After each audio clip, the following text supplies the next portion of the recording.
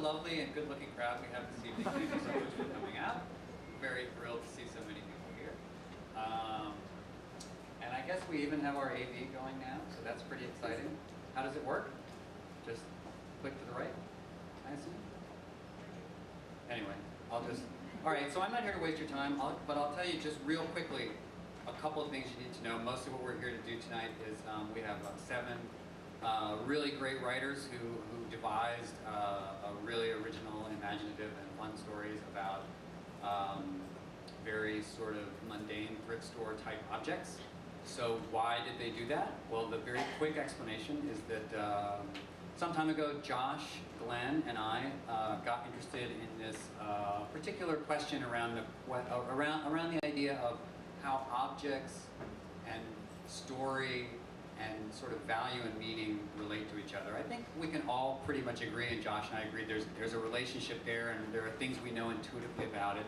But we had this question about, well, what if that story part was completely invented and openly invented? We weren't trying to fool anybody, but you just used imagination, just devised phony histories and stories about objects. What would that change the value of the object?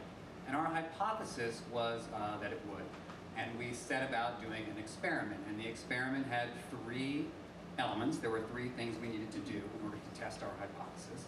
We needed a bunch of objects, which we obtained through the free market system by going to yard sales and flea markets and thrift stores and buying things for $1 or $2.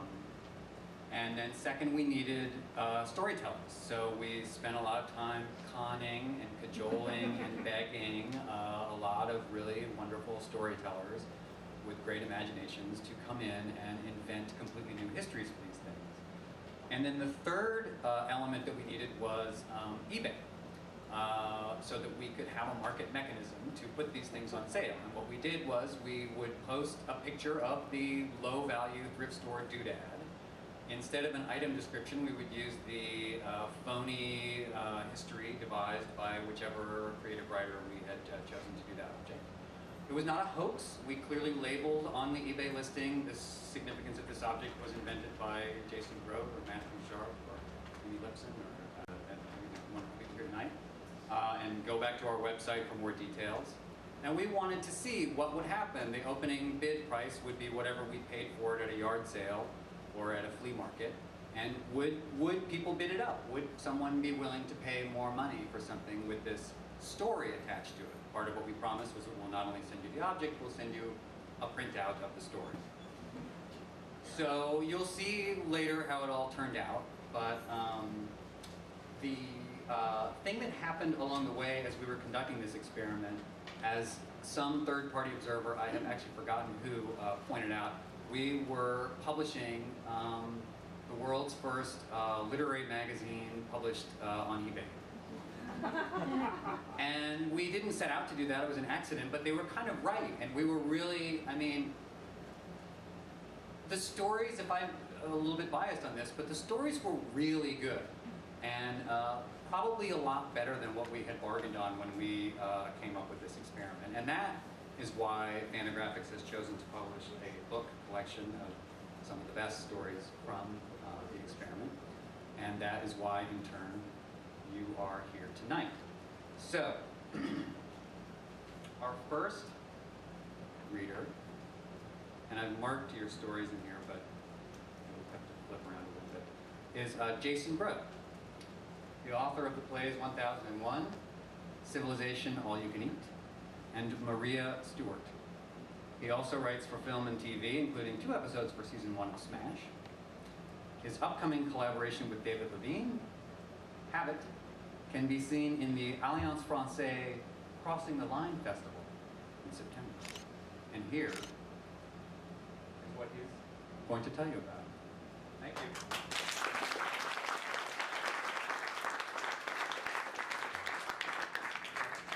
So this is written in from the point of view of the object, and I imagine her having a voice sort of like the small woman who played the medium in the movie Poltergeist, which, like, for all of our sakes, I'm not going to try and imitate.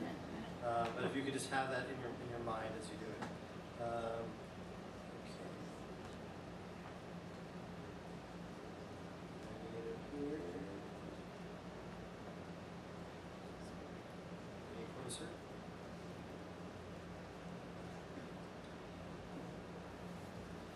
I wish to reassure anyone who is considering purchasing me that it is not my look of need, afflicting though it may be, that is responsible for the fate of my last 3 owners.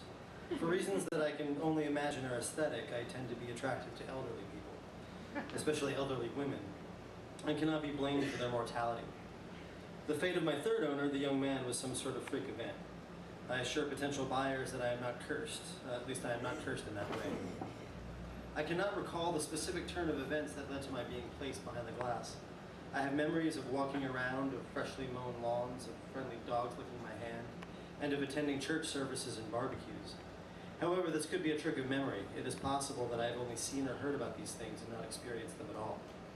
The only thing I can truly be sure of is the glass and the dust on the glass and what little I can see of the world beyond the glass. I remember my first owner and how she would return my longing gaze and sometimes speak to me. I remember how I gradually came to be ignored as part of the sad and massive encrustation of knickknacks in her home, a home that grew darker over time. I remember her death, which I did not witness directly. It happened in a hospital, I think, but gradually became aware of as her younger relatives, some known to me, some others not, gradually emptied her home. The harsh sunlight, something I had not seen or felt in years, maybe decades, seared my eyes. They tossed me in a box among many others of my kind, and I stared up at an empty blue sky for what seemed like an eternity, but could have only been a few hours. There I was purchased by my second owner, a happy, rotund woman with a chirpy voice who loved me dearly. I stared at her from her desk for many years, and she would occasionally cue at me while she typed on an electric typewriter. I never knew what she was typing, but imagined the contents of her letters or novel, the types of poems she would write. Her voice was musical. She was a widow, I think, and she dated a frightening man who would scream at her television. Her fate is too sad to bear, but suffice it to say that I wound up, along with all of her other belongings, in a Salvation Army, in an ossified part of the store where the occasional board game or ski vest might move, but which mostly enjoyed a dusty purgatorial paralysis. It was here that I was eventually purchased by my last owner, a nasty, slovenly young man who thought he was funnier than anyone else seemed to. It is not in my nature to hate, and I cannot say that I wished for the violent fate which eventually befell him. But I will not miss looking at his thick glasses or weak bearded chin, or listening to his non-stop grating voice. He never bothered to dust me off, believing my filthy state to be somehow more authentic or entertaining. But circumstance and a spurned business associate intervened, and I was not in his possession for long. And now, dear buyer, I wish to be yours. I know that you are looking at me right now, but I cannot see you. I want to be able to see you through my dusty glass. I have so much love to give.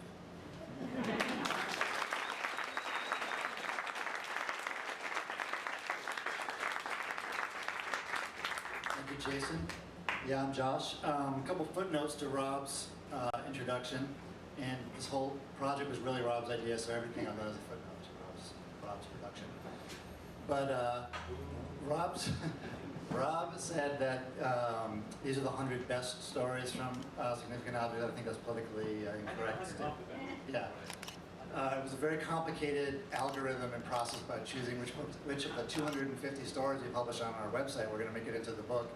And it was kind of Rob saying what his favorite objects were and what his favorite stories were, my favorite objects, my favorite stories. Cynical people might say that we made sure that we had all the best known writers in the book, but that's actually not true. Rick Moody, if you're out there, you're not in the book. Sorry. So it really was a more complex process than one might imagine to choose the 100 stories. A note about Jason's dome doll. The dome doll that Jason wrote about. One of the clever charts in the book that Fantagraphics put in there was how many objects in the book have faces versus how many don't have faces. 54 objects in the book have faces, 46 items don't have faces. And I actually think that says more about me and Rob than it does about the authors or the stories or anything like that. When you're wandering around a thrift store or a flea market looking for objects to buy for a project like this, a little girl in the dome doll with her little black beady eyes is, help me, calling to you. So it's kind of hard to say no to the ones with faces. So I think it's more about me and Rob. Next reader, Mimi Lipson, writing about the Halston mug, which we're going to see in a second. Mimi Lipson commutes between Kingston, New York and Boston, Massachusetts, where she's finishing an MFA in creative writing this summer. Let's hear it for Mimi.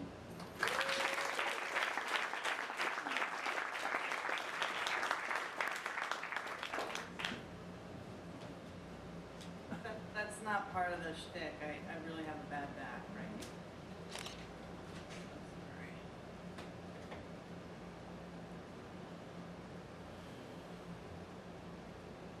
Wednesday, June 13th, 1979.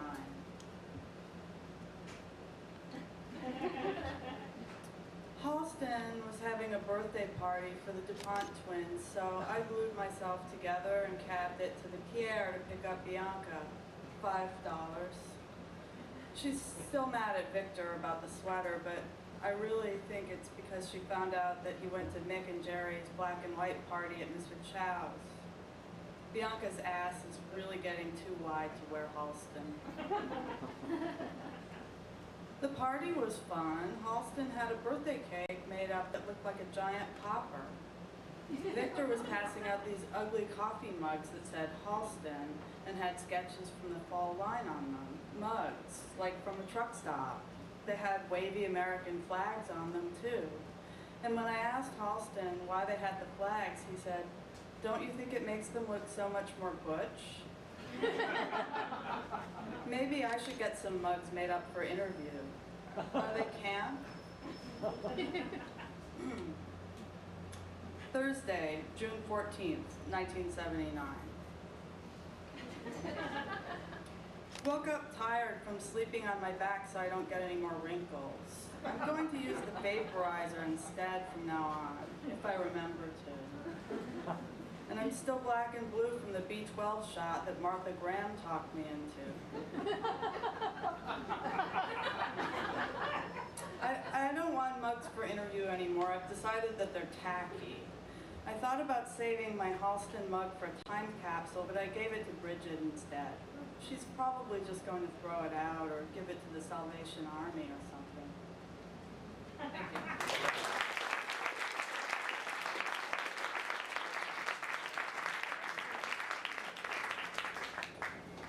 So we can start to reveal some price data at this point. The Dome doll that we saw before was purchased for 99 cents and sold on eBay for $16.49. This story you just heard, the mug, is something I actually bought in Savannah for 39 cents and sold for $31.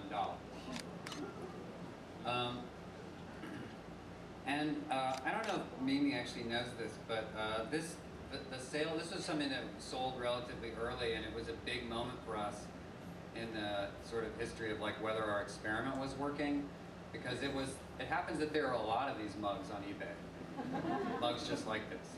And there was a moment of her, I forget how, I think the auctions were live for 7 days, and about 3 days in, this was going for $17.50 or something like that, and you could have bought 2 mugs just like this, free shipping for $15. But this proved our point, because you could have bought 2 mugs just like this, but there's only this mug. Mimi Lipson wrote the story. That's the one you want. That's why it was worth $31. Our next reader is Matthew Sharpe. Matthew, in addition to being a lovely person, which I promised I wouldn't say, but a lovely person, is the author of the novels Jamestown and The Sleeping Father, among others. He has taught at Wesleyan, Columbia, and Bard. And he wrote about this.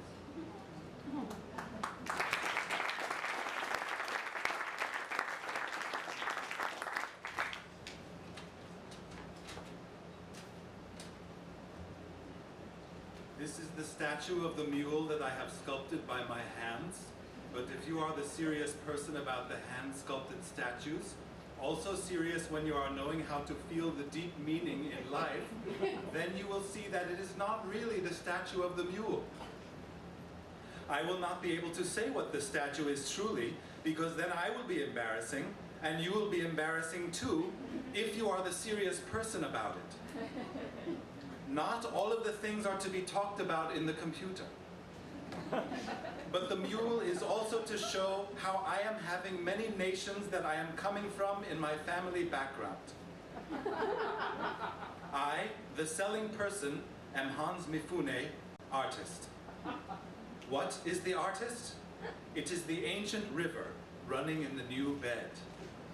Also, I do not always feel like getting out of bed because my bedroom is small.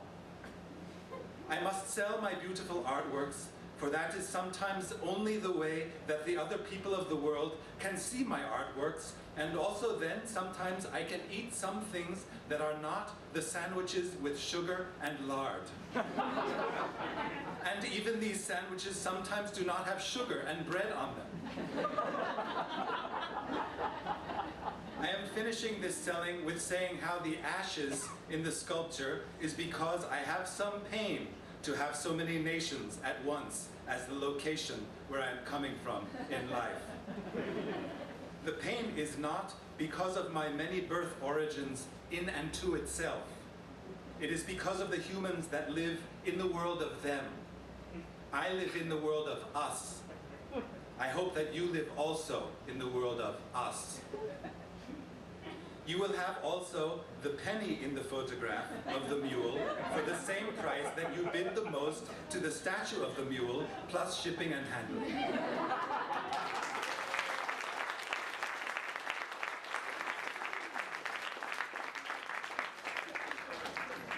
Yeah, when we were working with Fantagraphics and we sent them the photos, they were like, "Why are these photos so crappy? You know, we're trying to do a nice looking book here," and we were like, "We're trying to look over an eBay look." We didn't really think through to the possibility maybe there'd be a book someday. So we just had, you know, it was on our kitchen table with some black cloth and a penny. I don't know, so that's what it looks like on eBay anyway. Yeah, so Rob and I are both editors, we've both been editors, but neither of us have ever been fiction editors, and we didn't really know that many novelists and fiction writers, and we were amazed by how easy it was to get people to write for us. And it was because it was asking you to write about objects. I think objects are a fun, creative exercise way to get the juices flowing, and it was unbelievable the range of stories, the science fiction and the murder mysteries and the realistic stuff and the dialogues and the plays and the movie scripts and just incredible creative range of stuff. So that blew our minds. Our next reader, Shelley Jackson, is the author of Patchwork Girl, Half-Life, The Melancholy of Anatomy, and Skin, a story published in Tattoos on 2,095 volunteers. And here's Shelley Jackson's Crumb Sweeper.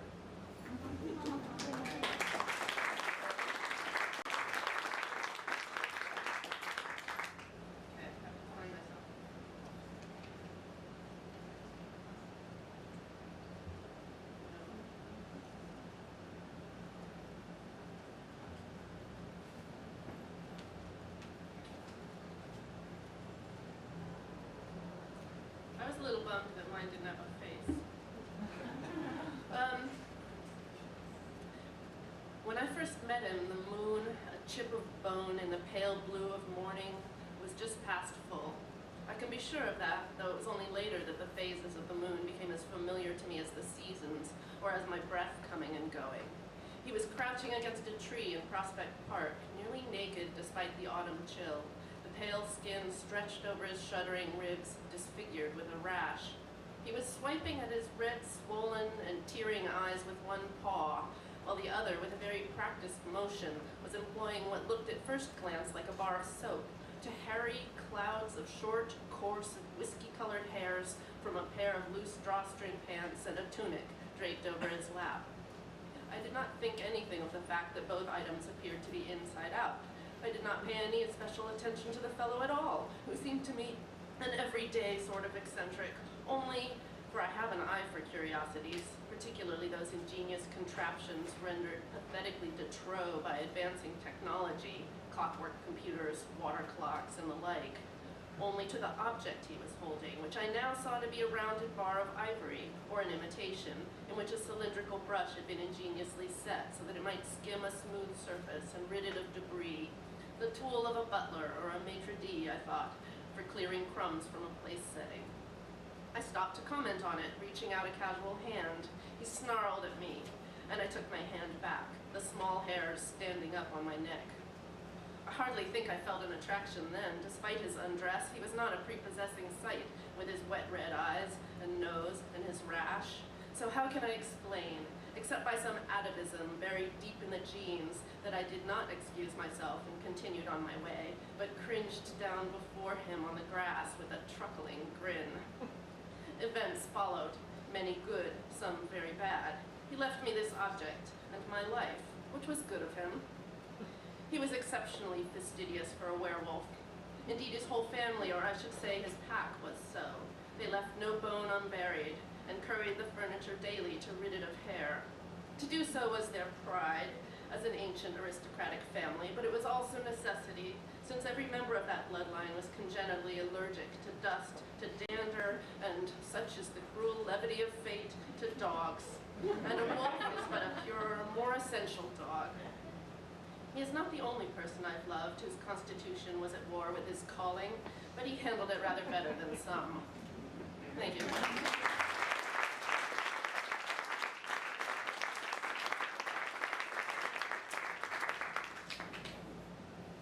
And there are a couple of people standing. There are a couple of people standing in the back. There actually are 4 seats, and I will be happy to cause a distraction if you want to move. If anybody wants to move up to the front and take one of these 4 seats. Crumb Sweeper was original price $1. It sold for $30.99, which I remember being really struck by. This is one of my favorite stories. Josh was mentioning, the variety of approaches people took. The sort of flip side of it was, Josh and I were sending pictures of objects back and forth quite a bit. And I remember when he sent me that this is something he had bought, and I was like, that is so disgusting. A crumb sweeper? No one is going to buy a crumb sweeper that you got from a thrift store. That's preposterous. But, by and large, I was wrong again. Josh turned out to be, I will admit here that Josh was the much better shopper. He had the much better eye. Anything you see in the book that's actually kind of cool is something that Josh found. All the stuff that's like really mundane and sort of like the Halston mug. That's me. Okay. I just want to be fully on. I know we're on the record here. So the mule was original price $1 and final price $14.50. One of the great bargains, frankly, because Matthew, the people who participated early, before we were getting as much attention, they paid the price for that. So yeah, Josh mentioned that it was. I wouldn't say it was that easy to get people to do things, but it was easier than we thought, and it did involve a tremendous amount of just cold emailing people who we liked but who we didn't know. And one of those was Ben Greenman, who I just went to his website, sent an email. I guess he liked the idea because he became Josh and I started referring to him informally as our muse. Over the course of the 250 or whatever it was stories we did, Ben actually did 3, all of which I wish we could have put in the book, but we couldn't. You're going to hear one. He also did 2. The other 2 that he did were 2 of my favorite sort of one-off experiments. He did the story about the mystery object, where we just showed a package. We didn't say what the object was. You had to bid on it. It went for over $100. And then there was another one that was actually Ben's idea. That was, Josh found 3 identical, it was a package of 3 jars. They were all exactly the same. We got 3 different writers to write 3 different stories about those identical things. And I don't actually remember who was the winner of that, but they were all amazing. Anyway, so Ben Greenman, who is he?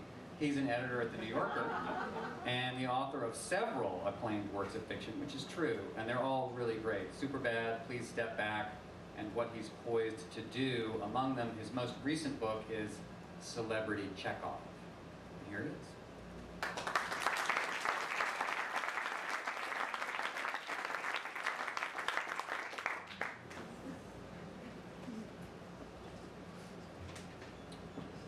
This terrifying object, I'm happy to be in part of the face majority. I just have one brief historical note, which will make my story seem untrue, but I'll explain why it's not in a second. By pure coincidence, today is the birthday of the graphic designer who invented the smiley face.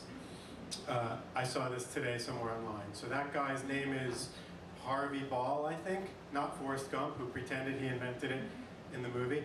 But the real guy who invented it, you didn't think someone would have to invent the smiley face, but the guy who did, it's his birthday today. That part, that's in the real world, the non-significant objects world.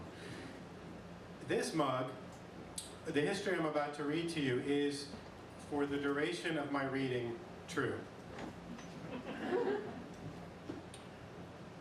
This object is best known from its appearance in the 1929 film No News from the Navy, a comedy starring James Wilton as a hapless midshipman who cannot set aside his seafaring ways, even when he's confined to dry land as the result of an injury.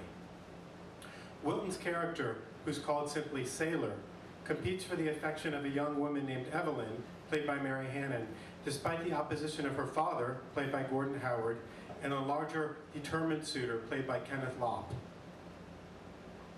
The film is a second-tier comedy, but there's one classic scene in which Sailor shaves before taking Evelyn out on a date. He's clearly accustomed to shaving aboard his ship, and as a result, he's constantly attempting to regain his balance, despite the fact that the floor is level and stable. The critic Leonard Folsom found this to be a highlight of the film, and I'll quote him here. The largely unheralded Wilton has a scene that combines the physical complexity of a Chaplin solo with close-ups of inexpressive expression that exhibit a skill surpassed only by Keaton. You can find that scene on YouTube, along with another where Sailor and Evelyn sit on a bench and people pass them by carrying trees, though the scene is framed as if they're on a moving boat and the trees are behind them on stationary land. At the start of that shaving scene, Wilton uses this smiling mug as his shaving mug and then sets it on the shelf above the wash basin after only a few minutes, though it's conspicuous for the rest of that scene.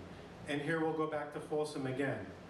The mug, he says, is an oddly compelling focus of the film so long as it remains on screen, enormous in its diminutive size, menacing in its cheer. This mug is unique. There are others that resemble it, but none was created as this one was, by hand, with the assistance of a kiln by a famous surrealist sculptor. This one was. In fact, it was molded and fired by the Belgian artist Paul Coppens in 1932. Coppens, of course, was part of the group of artists supported by the patronage of the British poet Edward James. I have dreamed of a smiling shaving mug, Coppens wrote to James in June of 1927, sorry. A sketch is attached. Oh yeah, I got the year wrong that he did it. There's some dispute in the record. He did this in 1922. I just had a typo, but just in case anyone who's here from the auction house, 1922, the mug was created. Coppens, of course, was part of the group of artists supported by the patronage of the British poet Edward James. I had dreamed of a smiling shaving mug, Coppens wrote to James in June 1922. A sketch is attached. It looks like a face, of course, because a face is the only thing that is capable of smiling, or is it? But it also looks like a tooth, because a tooth is not the only thing that is capable of showing when a face is smiling. I've noticed that many daily washing rituals, including shaving, are illogically equated with the whiteness of teeth. But there is more to the image, he continues. Look at the handle. It functions like an ear visually, but there is only one. This figure is incapable of, quote, smiling ear to ear as the idiot has it. And just the other week, thanks to a young lady of my acquaintance who's been practicing for a film role as a gun moll, I've recently learned that mug is a slang term for the human face in some parts of the English-speaking world. Ironically, this practice comes from the fact that beer steins were fashioned in the human image, and unattractive specimens of our race were said to be mug faces. Coppens' piece, which he called Tooth Fills, the wordplay refers both to dentistry and to its small size, was part of the International Surrealist Exhibition in 1936.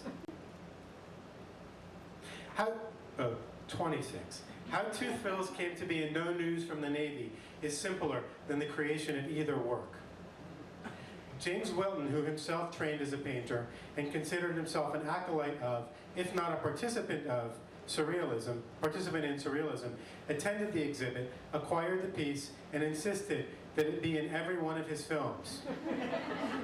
As there was only one film, this is a condition that history has found easy to satisfy. Thank you.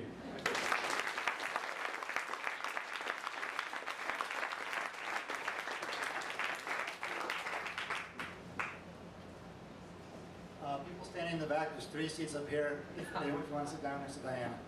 Hi, Diana. So yeah, original price of the mug, $2. Final price, $32.08. We spent $128.74 on the first 100 items that we bought. The original project, original experiment was, we bought 100 items, did what Rob told you about, and then we're going to add it up and see how much we got at the end, how much the price of each one raised, see if we could somehow correlate type of storytelling or the subject matter or something about the narrative to the price increase or not. And we did find some very interesting patterns, which are going to be of incredible significance to literateurs and brand analysts alike.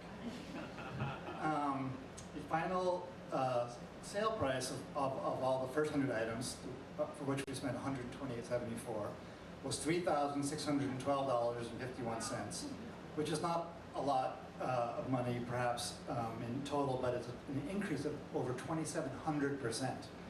So something went right. We proved something here.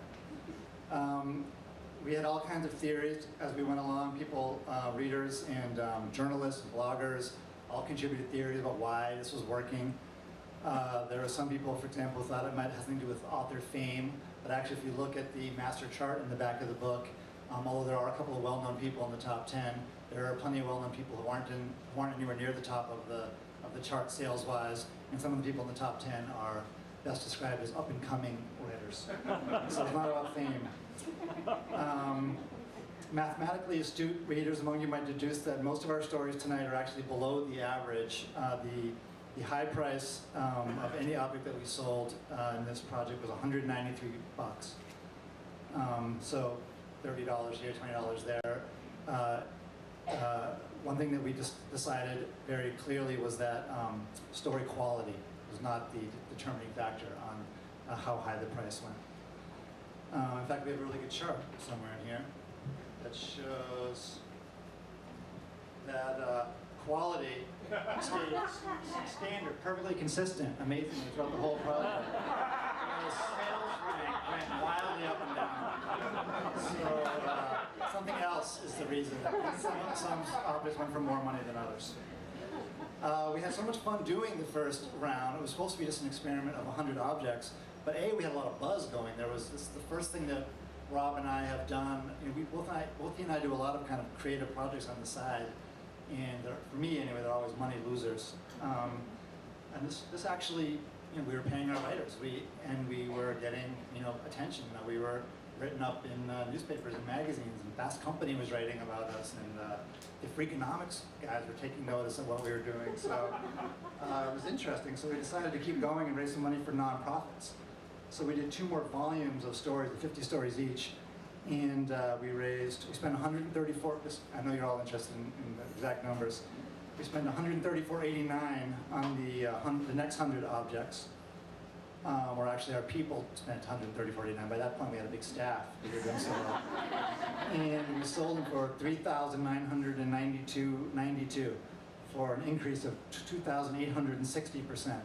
So, which is even more than the first round. So obviously, if we had kept going eventually, we would have been making millions of dollars. But we had to stop for various reasons. So we don't have millions of dollars. But our next writer is $1 million personality and talent. Annie Nocenti was the editor of Scenario, Prison Life, High Times, and an editor-at-large for Stop Smiling magazine. She's also known for writing comics such as Daredevil and Typhoid Mary. Was it just called Typhoid? And now writes Green Arrow and Catwoman. She taught film in Haiti for 3 years and currently teaches film at the Indigenous Film Circle in Samoland, the ancestral homeland of the native peoples of Scandinavia. Annie Nocenti.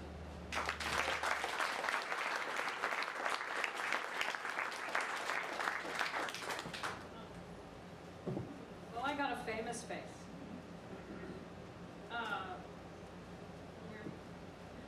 I'm long off the vine, 80, truth be told. I refuse to be one of those biddies that dies with clutter, found drooling in a wingback, her 1,000-strong frog collection eyeballing her. My clutter is for sale. I was a housewife in the 50s, so there were various disappointments, which led to various remedies.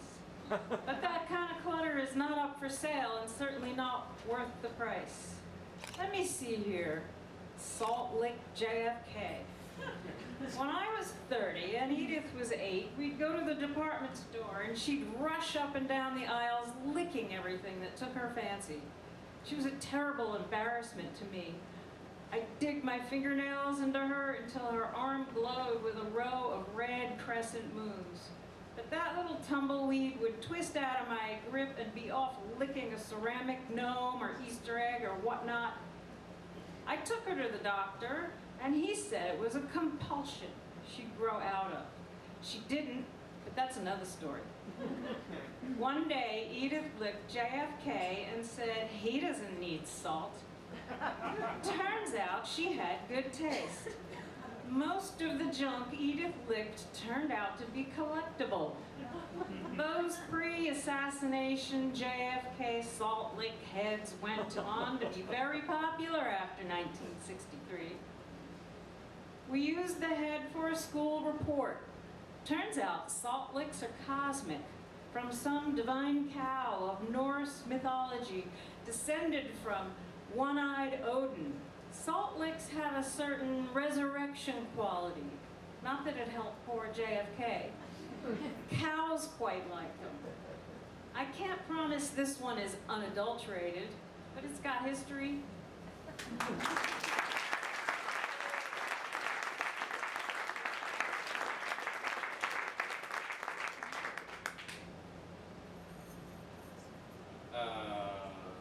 Original price $2.99, final price $26. Purchased at the same Goodwill on the same trip as the Halston mug earlier. It's a big day for me. So quickly, Josh has demonstrated he's very modest about many things. I'm only going to contradict him on the areas where his modesty is getting in the way of my towering ego. And in this case, it would be that I don't want to back off the amount of increase in that sales price thing was a thundering success in terms of what we set out to do, and is I think astonishing. And it went. I have to tell you that just the prices went so far beyond anything we ever thought it could be. Of course, it was all maybe not the most serious experiment in the world. Although you'll find there's lots of footnotes and stuff like that in here. But as an experience, what we did not see coming. And I hope this is coming across tonight, but it was such a joy for us as we were doing this to have these stories come in. I mean, it was one of the most sort of exhilarating experiences I've ever had. We would sit, did you see this one yet? And this one would come in and like, oh my God, can you believe what she came up with for this? Or did you see what this person did? And it was just a blast. And that's really why it kept going. We kept inventing new reasons. And after we did that second batch of 100 stories, we did a series of one-offs that were 5 or 10 stories at a time. We did an event at Litquake in San Francisco. We did an event sort of in conjunction with Museum of Modern Art here in New York as part of the Talk to Me show. We recently did a story contest with Studio 360, the excellent public radio show, where we opened it up and let people, there were more than 300 entries of people making up stories about 3 objects that we bought at a thrift store here in New York. And this is to me what it's sort of like. On the one hand, the stories clearly, undeniably added value to objects. On the other hand, I think that what we did not set out to prove, but we accidentally proved, was how much value the story, the idea of a story, a good story has in and of itself. And that's why the book exists. Like, there would be no point in doing a book if these stories weren't all things of value all on their own. So with that thought, I'll introduce our final writer, one of my favorite writers, even before this project, Luc Sante, whose books include Low Life, Evidence, Factory of Facts, and Kill All Your Darlings. Here.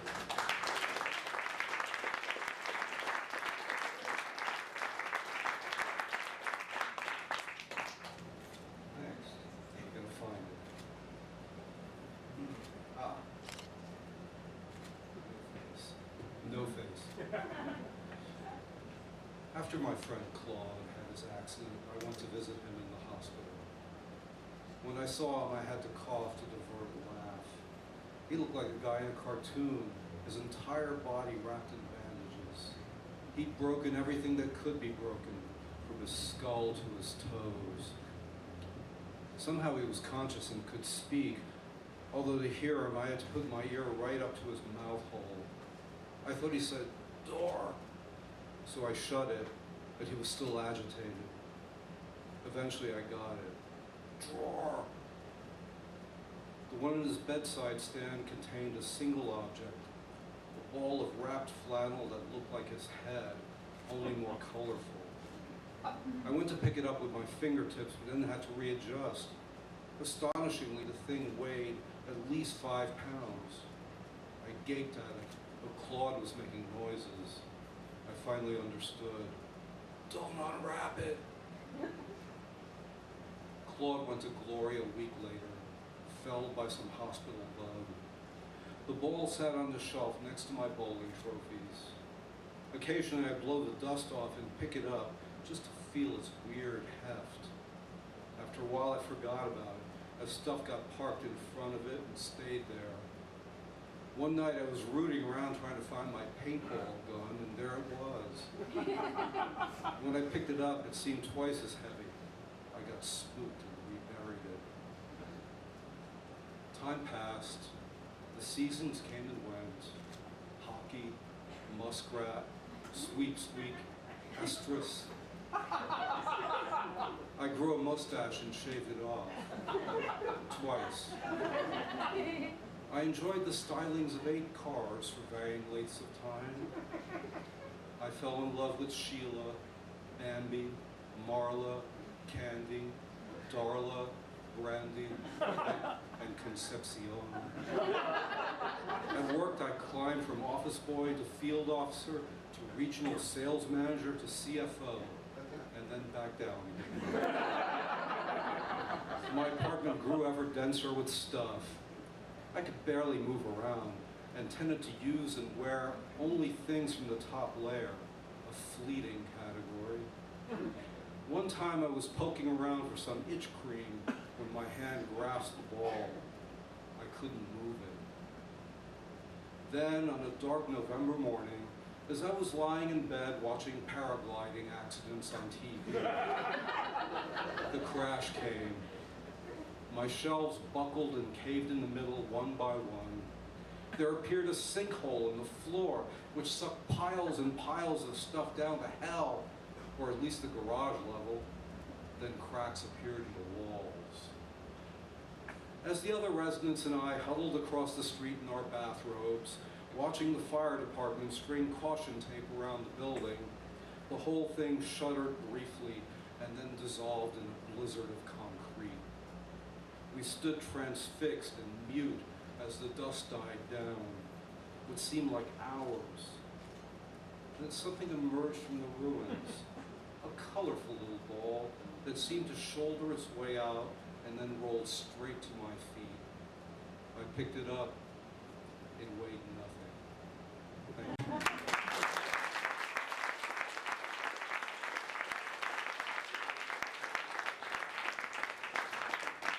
So yeah, for those keeping tally, $1.50 for that, and sold for $51. And thank you to our writers. Thanks to everyone for coming out. There's some other writers from the project in the audience. I know Colleen Worthman's here, Rob Grote. Raise your hand if you wrote something for the project. Look at this. A bunch of our writers. Thank you to the Strand for having us. And supposedly there's a table that Rob and I'll be sitting at signing copies. And please also grab authors who are in the room and make them sign your copies too. Thanks, everybody.